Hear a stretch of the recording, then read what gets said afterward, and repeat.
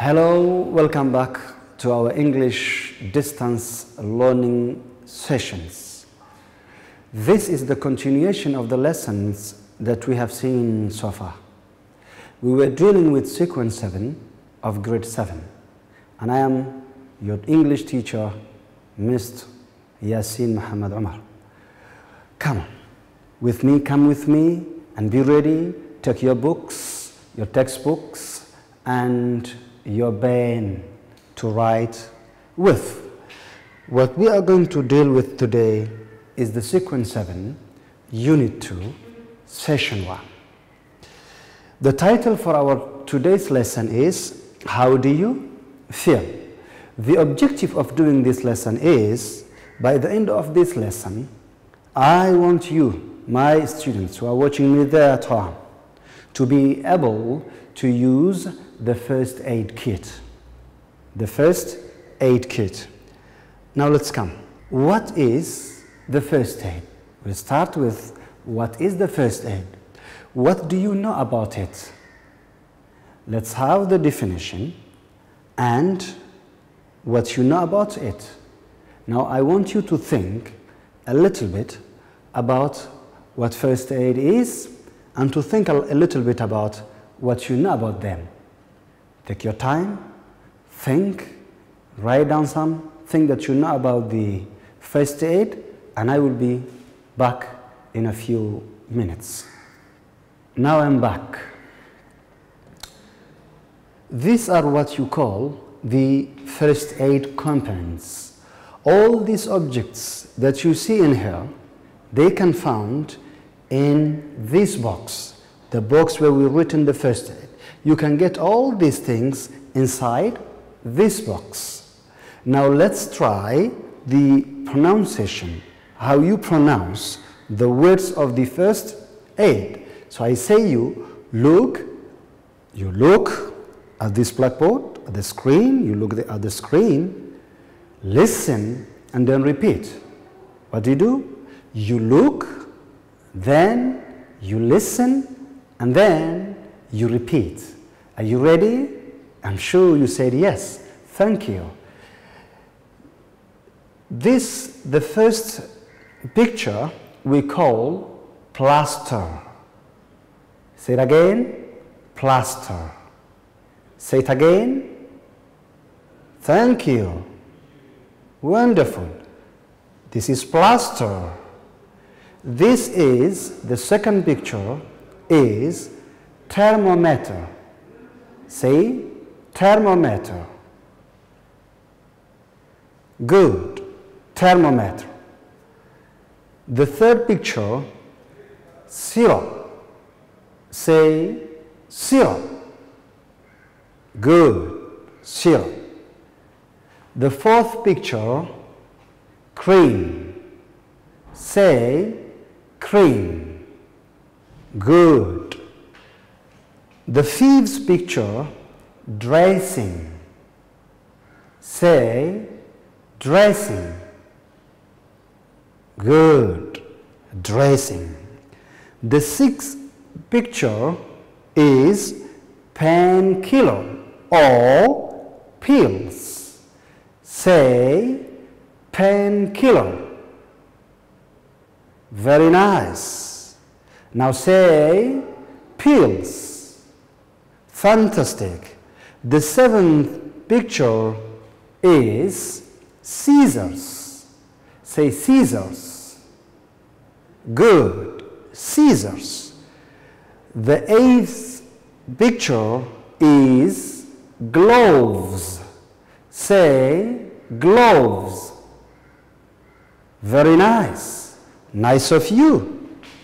Now I know that you have practiced the pronunciation of each and every word. The first one we have said plaster. The second is thermometer. The third is syrup. The fourth is cream. The fifth is dressing. The sixth is painkiller or pills. The seventh is scissors. The eighth and the last one is gloves. Now if we have seen what we call the first aid, which we find here in this box, the first aid box. Here.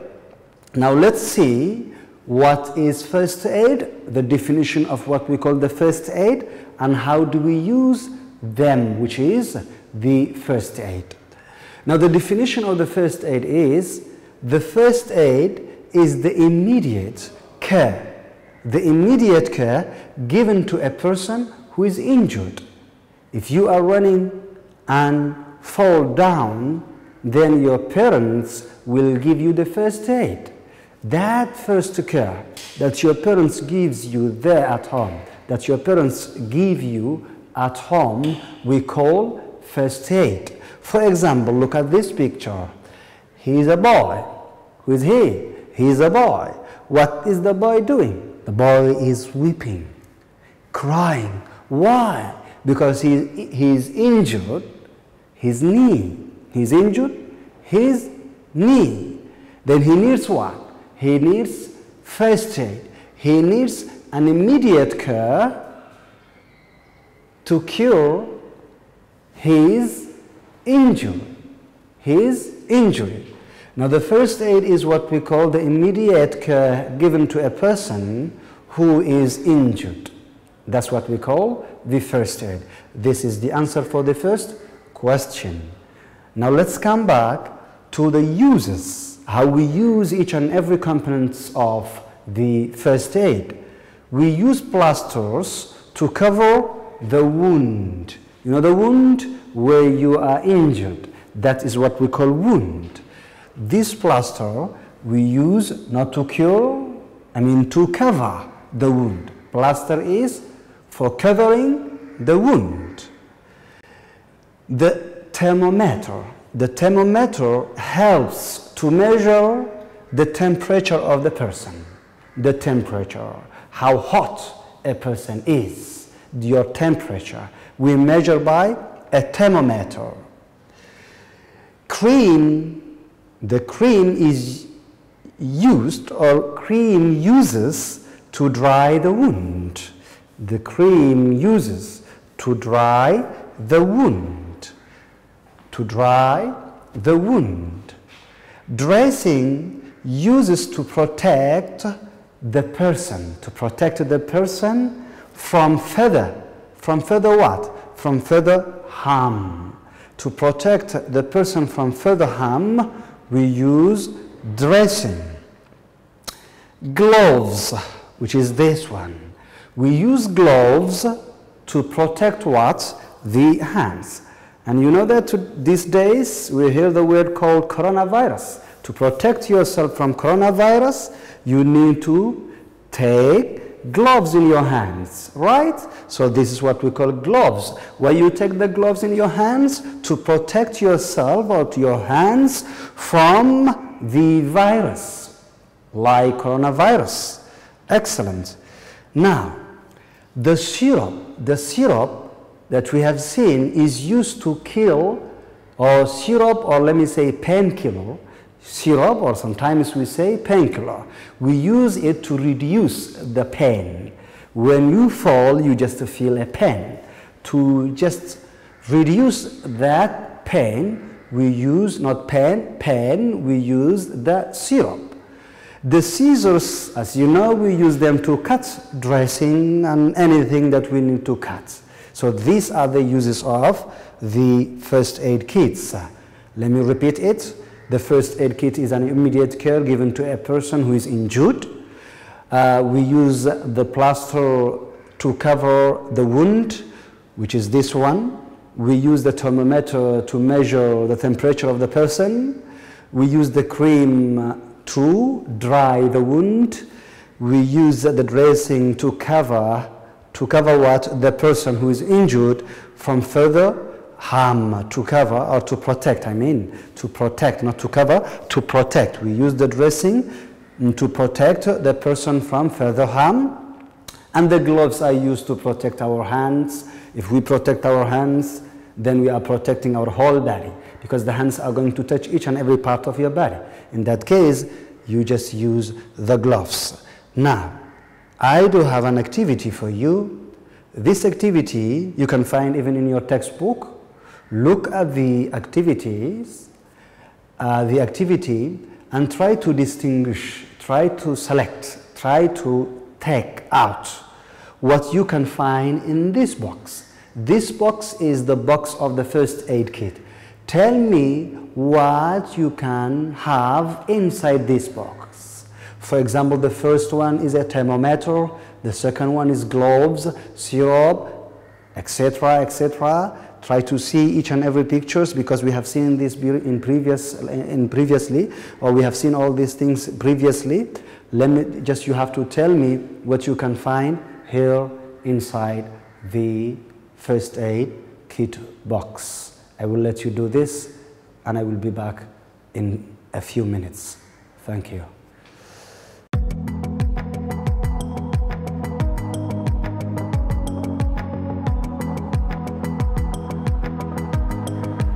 Okay, I'm back. Okay, which of these objects can you find here in the first box aid kit, in the first aid box? How many things can you find here? Let's see. The first one, we have said it's a thermometer. Can we find a thermometer inside the first aid kit box? Okay, if your answer is yes, then you are right. Fantastic. What's this? I'm sure you have said gloves. So can you find gloves inside this box? If you have said yes, then you are doing a great job. Right you are. You are right. So gloves can be found here inside, because it's one component of the first aid. What's this? Okay, if you say it's syrup, then you are right. So can you find here in this box? Right. If you said yes, then you are right. You can find the syrup inside. What's this? Good. If you say scissors, then you are right. Can you find inside this box? Yes. If you said yes, then you are right. What's this? We call this one injection. In case if you don't know, we call this one injection. Can we find injection in the first aid kit? No, no, because the injection can be used with a pharmacy, or an injection can be used with a nurse and doctor. You cannot use injection as a first aid.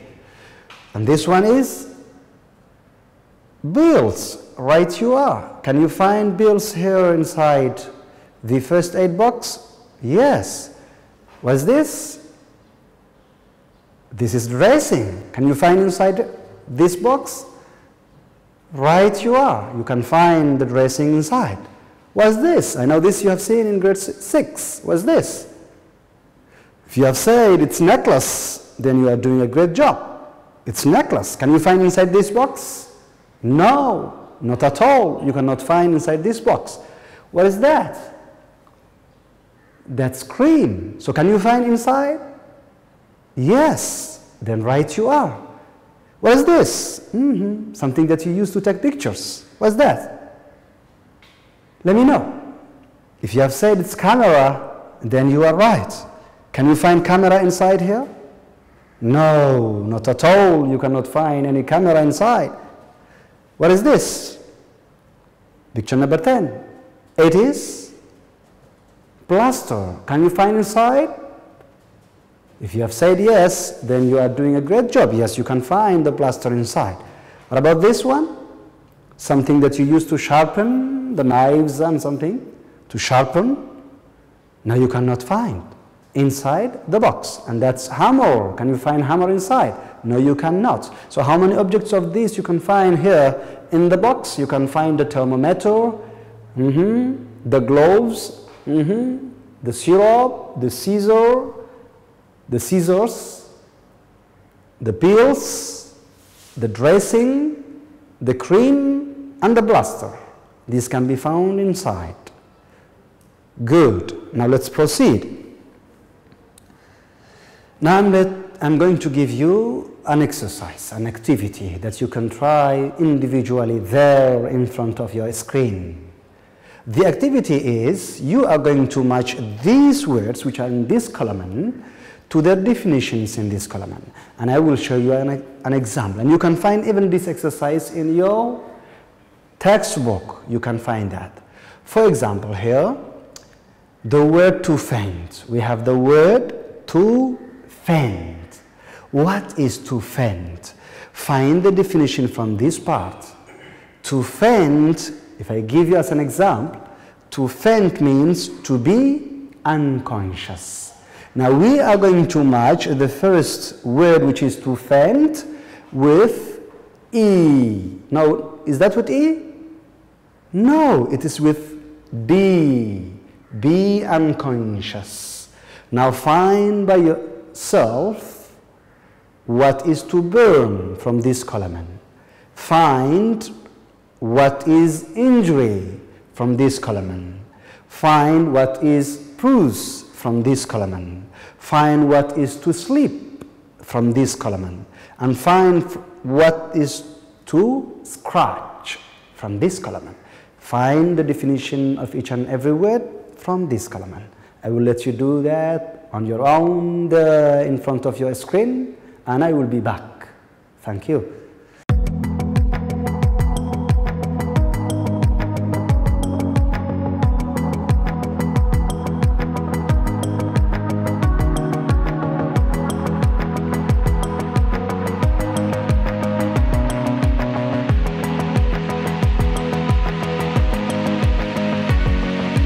Okay, I'm back once again with the answers and correction of the exercise that I gave you some minute ago. Okay, now I've told you to match the words in column A with the definitions in column B. Now the first word was faint or to faint. Now see the picture. There is a man, a woman, and a girl. The man is giving some air to the girl, and the girl is unconscious. In that case, the word faint can be matched with D, which is be unconscious. She even doesn't know what's going on here. She's unconscious. So that's what we call faint. To burn yourself. See the picture. There is a hand and a fire over the hand, or maybe around the hand. So here the hand is burning.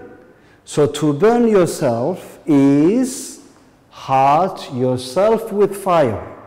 Heart yourself with fire like this one. Number 3, the word is an injury. See the picture.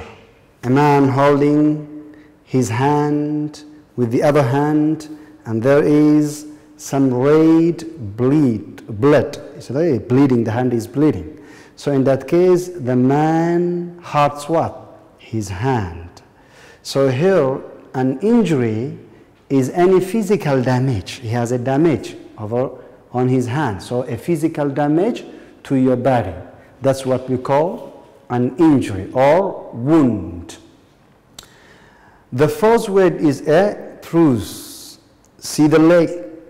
The color of the leg is more or less, I can say, blue. So here, is there any sentence with the word blue? Find for me. I don't see that word. The word is over here. A skin color changed to blue. Whenever you see your skin color changes to blue, that's what we call bruise. Or when you recover from your wound, that place will become blue. That's what we call bruise. Now see this picture.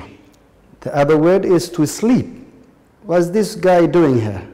He slept. And then he is falling down.